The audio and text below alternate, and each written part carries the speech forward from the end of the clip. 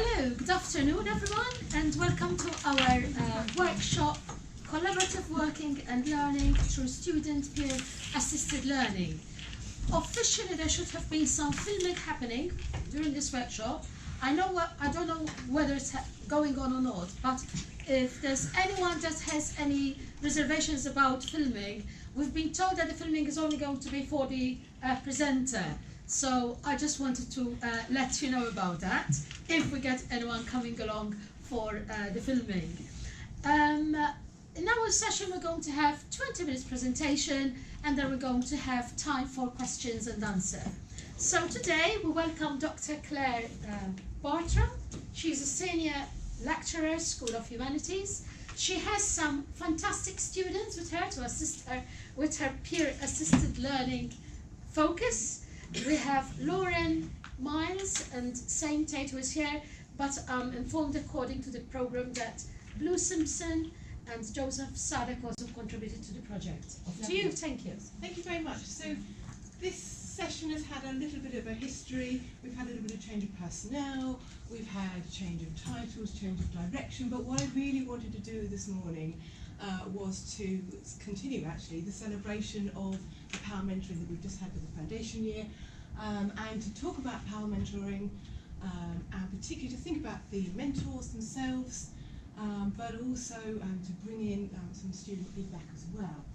So my name is Claire Bartram. I'm the level 4 year lead, and it's really with that year lead hat on that I'm going to be talking to you today, because the power mentoring system that's been running in our programme now for about 3 years was actually established by Dr. Susan Sivale. It's very much her brainchild, it's very much her project, and she has written there is a short case study that she'd be happy, I'm sure, to share with you if you wanted to email. But unfortunately she's currently on leave, so she's given us her blessing to talk to you today. But if you have any very specific questions about perhaps setting up power mentoring in your own programmes, I recommend you talk to the foundation year staff, but also talk to Susan, talk to Kelly Schaefer, because together they put together this programme of power mentoring, and it's been very successful, I think, in our programme at level 4. So it's linked to the delivery of one module, one of the core modules at level 4. In this module, it's in the first semester.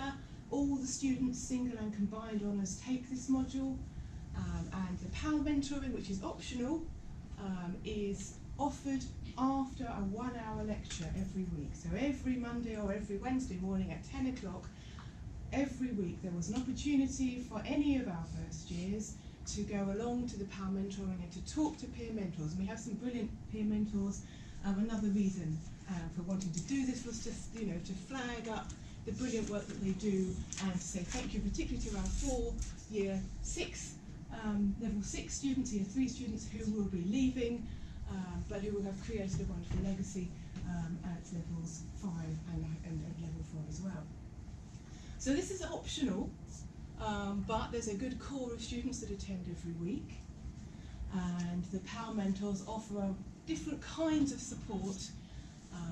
Primarily they are offering module related support, so they are perhaps going back through the texts, going back through particular passages that students have had difficulties with, perhaps taking them through some of the academic study skills that might be new to them, so working with secondary sources, helping them to think about referencing, moving towards thinking about structuring essays, answering questions, and then broader support, so showing them perhaps again how to use Turnitin, how to submit their work, helping them with time management. Now is the time to be thinking about essay 1, now is the time to start your revision, but also offering general pastoral support as well, so being able to point them in the direction of particular services, if it's IT support or health and wellbeing support, perhaps flagging them to us as people, as students who might need additional contact, reminding them of the academic,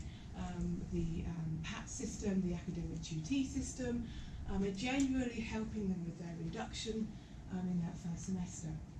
Now, one of the things I'm quite interested in as year lead is thinking about how we measure the success. So we know anecdotally that it's very popular with the students, but how we actually measure that and show the metrics of that is something that I've been thinking about in a very general way.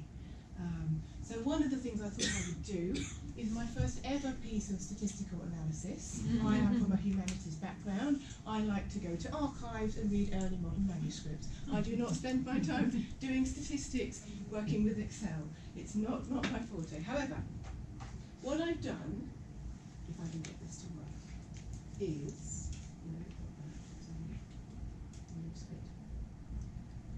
I've looked at 2 level 4 modules, and I've looked at the performance of all new students on those 2 modules. So the Art of Criticism and Text and Context 1, those are the 2 modules that all of our new students take in the first semester. Now they're not the same kinds of modules. Text and Context 1 is a much more traditional essay-based module, and that is the module that receives the power mentoring support. And the other module, the Art of Criticism, is a skills driven module where students are writing and working on their essay skills. So for instance, the assessment for that is 1 essay on a particular topic, and then the second assignment is redrafting that essay, responding to the feedback and resubmitting it. So theoretically, the Art of Criticism work, which does not receive direct power mentoring, should still be an easier module to do well on, because it's much more skills driven, and if you follow the instructions and you read your handbook and you read your feedback, it should be a module that everyone does very well on. However, looking back over the last 3 years, I think you can see, and again I'm slightly wary of statistics because you can get statistics for anything. However, this is 3rd class marks up to 1 level marks on this module.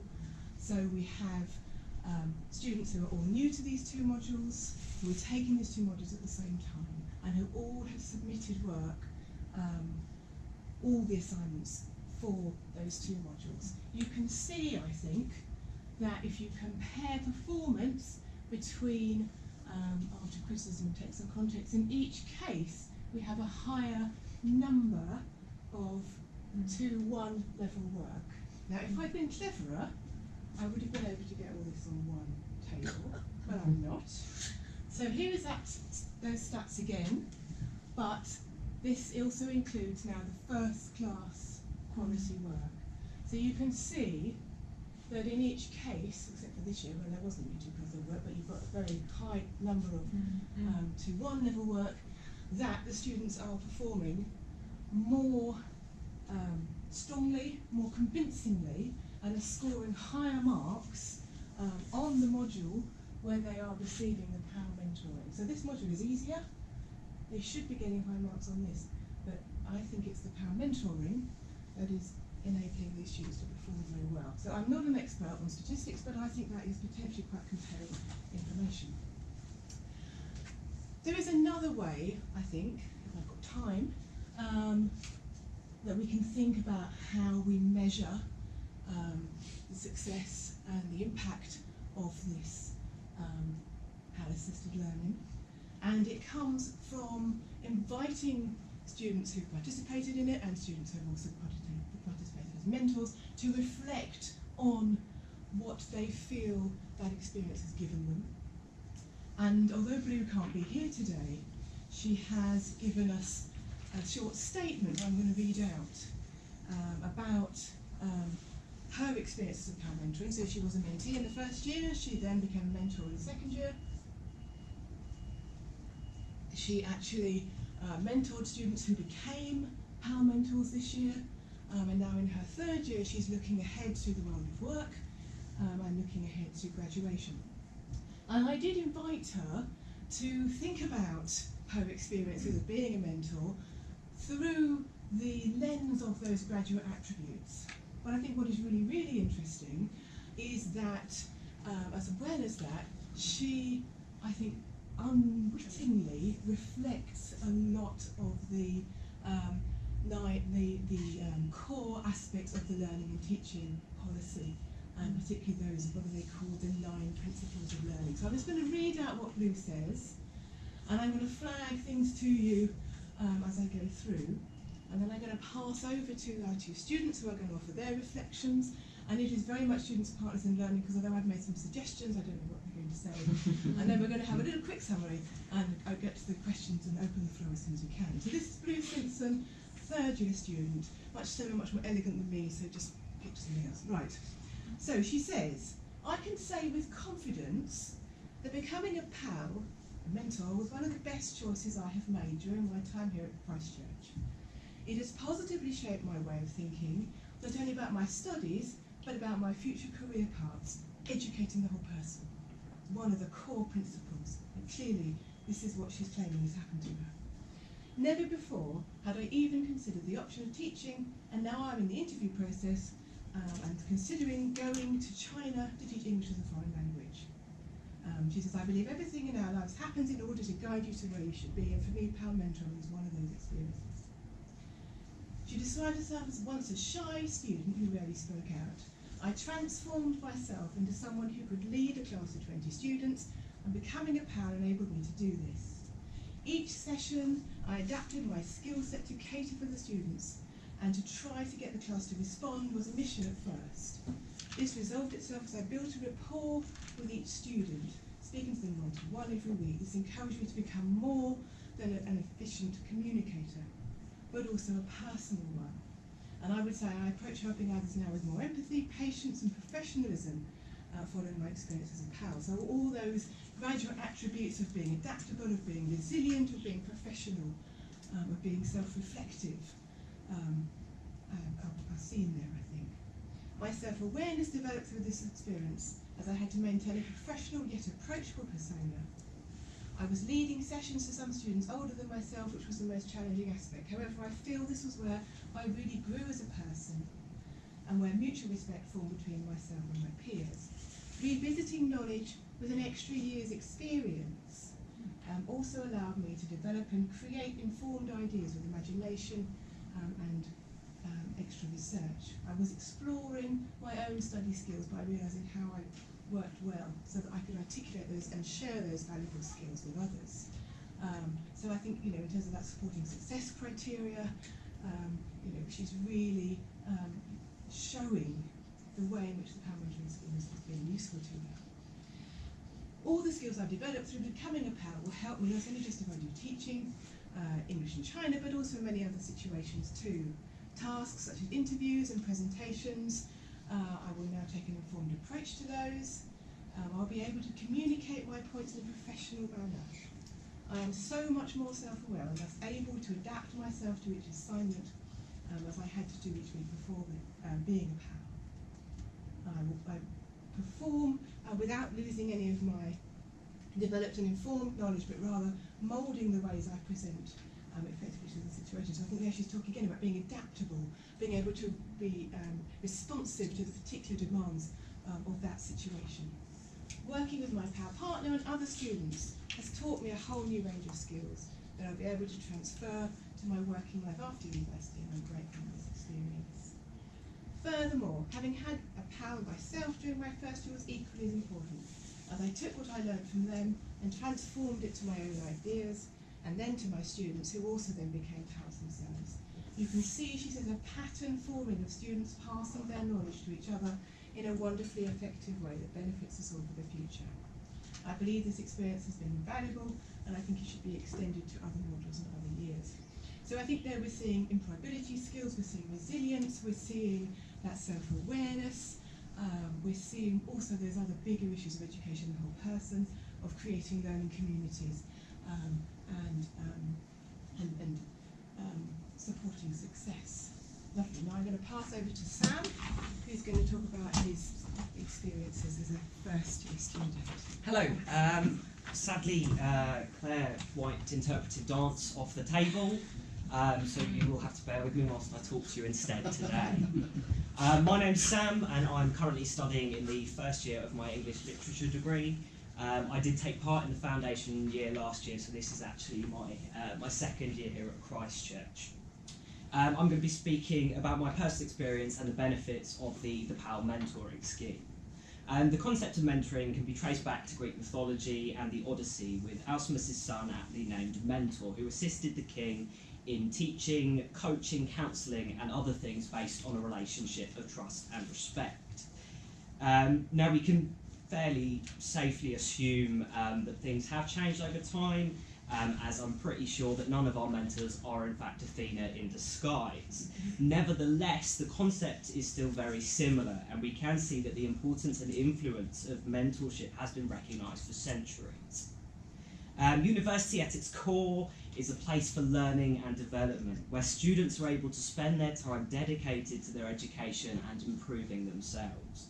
Unlike school and the previous education we all will have experienced at one point or another, university goes beyond the basic structure of education and instead provides a community to its students, full of opportunities to help develop not just ourselves, but one another at the same time. And PAL Mentoring Scheme offers a wonderful demonstration of this.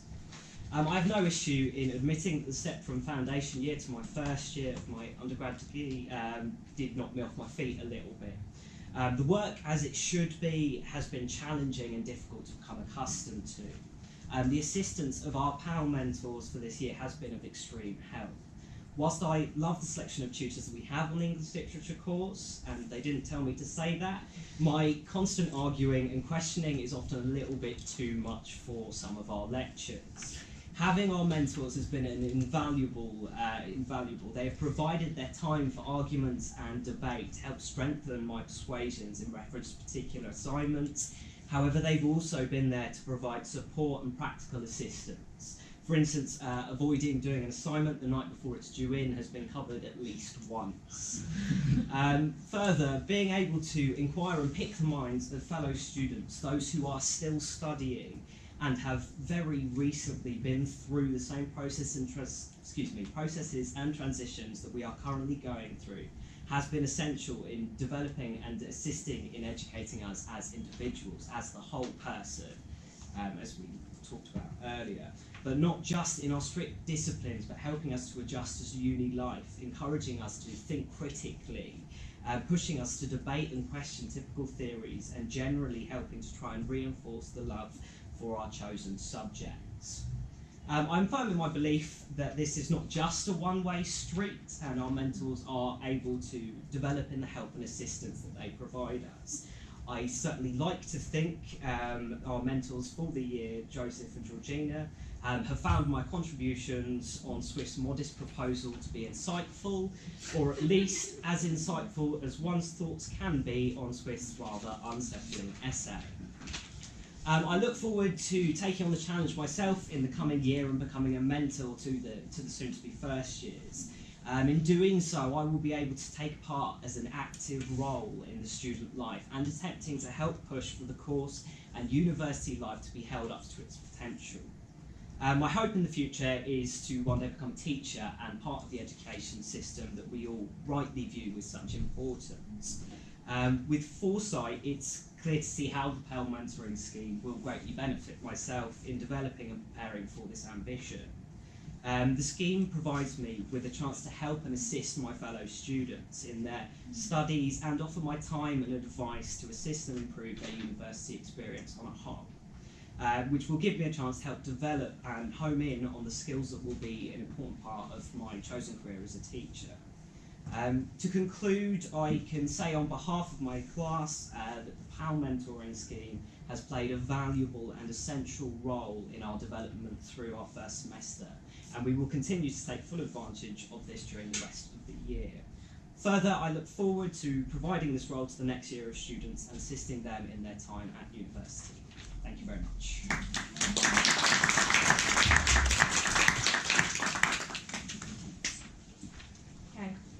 I'm Lauren. I left school last July and started Year 1 English Literature this year. The PAL mentoring system really helped me to transition from sixth form to uni because it offered the support and guidance in a more relaxed environment than the lectures and seminars. The first PAL session that I ever attended in that first week of formal classes was such a brilliant way of not only recapping what we just encountered, but also to meet new people and get to know them a bit better. PAL mentoring introduced me to people who value their education in the same way that I do and want to work to the best of their ability during their time at Christchurch. As a result of these sessions, I've also been able to form a study group with other students, which has enabled us to share our ideas, something which I never felt confident enough to do at sixth form. As our mentors encouraged us to share our ideas, they would listen to our explanations and then help us to expand our ideas and encourage us to think outside of the box. This was something that really surprised me, because at A-level we were usually told that our ideas were one of either two things, right or wrong. So the mentors also taught us to have the confidence as we were both planning our essays and when we were writing them. These sessions also had a structure to them that was usually based upon the topics that we covered in our formal classes, but they were very flexible with what we could do. For instance, if there was an area that many of us were anxious about or felt less confident in, they would devote the hour to recapping these topics and giving us a run through of how to overcome our weaknesses. This was especially helpful when we had assignments in the imminent future, as these sessions were a safe place where we could share our ideas on how to plan our responses, and as a result we all benefited from sharing and strengthening each other's plans, so we felt more confident. Also, as the sessions were delivered by other students who had been in the same position as us, they encouraged us to believe in ourselves and in our work, something which is often overlooked at sixth form, as you're told to memorise key parts of a piece of literature and then regurgitate it in an exam, moulding your answer to fit a strict template. These mentors were also able to provide us with examples of useful websites which they had found, and these were really helpful as we planned our first assignments. They were even willing to show us examples of their own work to give us an idea of the standard that we should expect to perform to. The difference between this standard between school and uni is such a big difference. It was so helpful. By showing us what they had achieved, it helped a lot of us to remember that we could also succeed. They helped to ensure that we were supporting our essays with secondary sources and further consolidating what we had learned in our classes. As well as supporting us inside our PAL sessions, the mentors dedicated their own time to setting up and running a Facebook group. And they posted articles and sources that we found quite interesting, or they were either useful to use in our assignments. This also meant that it was easy to contact each other if we were looking for help and reassurance that we were on the right track. This was the biggest difference between school and uni, as it really reinforced the fact that our education is now in our own hands. Overall, I believe that the PAL mentoring system is a vital part of finding your feet at university. It helps us to not only develop our academic skills, but also help to form new friendships and allowed us to settle in knowing that we can succeed and that we should feel confident in our own writing. Thank you, Lauren. We've just run a tiny bit over time, but I think it was really worthwhile. I'm the workshop moderator. I'm Gemma van Verenkassa, and I would like you to express some comments, questions. So if there's anyone that has any questions. Who can access the mentoring scheme?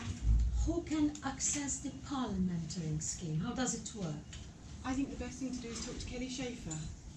Let's put that first. And your program director as well, Yes. okay? So your program director and Kelly Schaefer can tell you all about it. But basically, I know a tiny bit about it.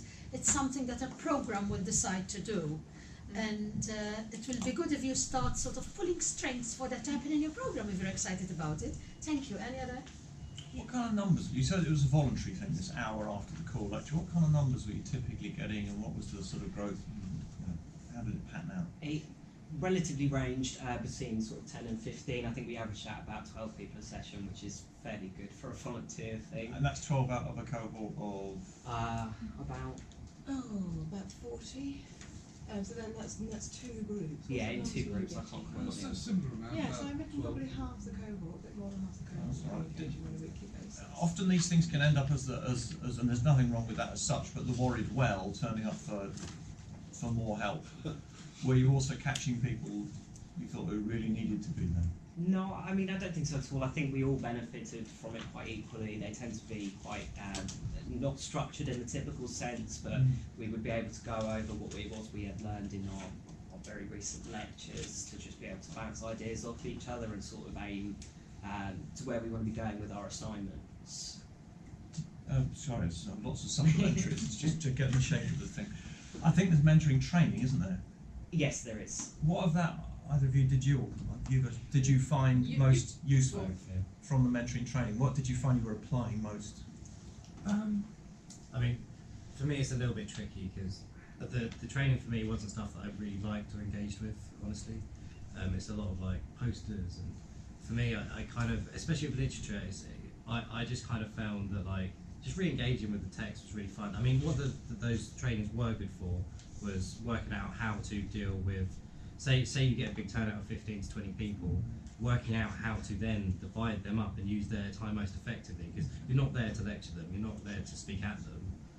So I think the thing that was most beneficial from those things was for me kind of working out how to pair people off, how to group them effectively, and how to make the most of everyone's time without wasting everyone's time, if you know what I mean. Well, that training is very general, and I think what Susan has designed in this programme in particular is that these students offer very specialised support, and that is, I think, quite an unusual element of it, and it really brings a bit closer to that issue of being partners in learning, you know, active partners in learning. Oh yeah, I sort of agree with what Tommy was saying. Is that the peer mentoring sort of allowed knowledge of how to break people into groups and group work. However, where we're doing English literature, not everything necessarily applied. So we sort of run ours a bit differently to how the training might suggest. Thank you. Sorry, what's the difference or similarity or connection between PAL and peer?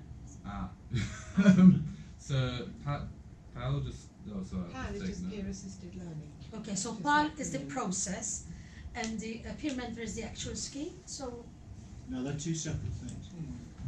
Peer mentors work with individual students, okay, maybe a group, but people are referred to you so that you individually mentor them.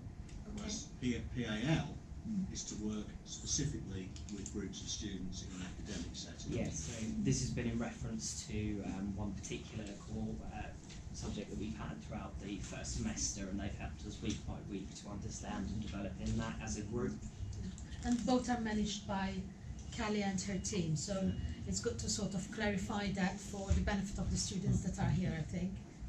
Would you agree that even though not everybody comes, there's a definite trickle-down effect in terms of people being friends with some of the students who don't come, so they do still benefit from quite a lot of like the advice about processes and things, and they might be part of a different Facebook group but still access some of those resources even if they don't like formally turn up to the session? Yeah, I certainly think so. I think it's, as you can imagine with a community such as university, there is certainly that trickle-down effect as the people that have been there who experience and sort of develop their ideas and bounce them off then get to go and do that with people of the group who may not necessarily have come to the session. So it does have a wider effect on the class as a whole. Do you have any disconnect with your peers who don't come to the sessions? I wouldn't say so personally, as that the majority of us do come. To be honest with you, some of the people that don't turn up for most lectures anyway. So there is certainly a disconnect there, granted, but there's not much you can do about that. But as I said, we do tend to mix in the class, so it doesn't narrow it down, especially because it's just one subject, as opposed to the three that we are studying at any given time. Do you feel like a particular affinity to the people that do turn up to those things? I mean, I don't necessarily, because I think where we're in like 3 different classes, and especially for me where I was in 2 different groups, I had to socialise with different people anyway, and it was just nice to go to a place where maybe some of the other people in your classes might not take their education the same way that you might. Like for me, I work really hard for what I get, and some other people might find it a bit easier or a bit harder than I do. And so in this room it was kind of like you're all of the same sort of stead, like you all get each other, you all know what you're doing, and in that way it was quite nice to work with other people to then get to the same stage. Were there any situations where you felt you need to refer a student back to their tutor or their module leader? This is really well. These are students who have undertaken the process. They're not PAL mentors. Hopefully not. These two happen to be in the room and they are PAL mentors. Nathan, would you like to? Yeah, I suppose it's a safer space to come with issues, and sometimes there are issues which we can't deal with, so we go, oh, this tutor might be a good person to talk to about that thing. I mean, I definitely particularly had one person who had, I think, anxiety, and so I would give her kind of additional sort of PAL sessions outside of what I was officially doing. But I also put her up, I helped her through the system of contacting the right people and making sure that she got the support she needed. We have time for one last question. Oh, good. No, you Oh, go now. It's fine. Do you think you have enough, or had enough peer mentoring, or would you like more this term? Do you think there should be more funding for I the thing? would always want more. Certainly so. Having an hour is great, but as anyone who's certainly in English literature, debating something often runs quite significantly outside of any given time frame. Being able to expand on that, if possible, obviously, university funding is a limited thing. I believe would be a fantastic beneficial to the students. So do girls get paid? Yes, they do. Okay, And good. nominal. Nominal, I know it's very nominal, but okay, thanks to everyone for your listening, for your contribution with questions. I'm sure that our team here, Claire, Suzanne, and our students will be happy to take any further questions, or even after a week or so in reflecting, you might send them a message to connect in some kind, to clarify. But fantastic work that you are doing with your students and with developing the graduate attributes through engaging students. Thanks to everyone for being here.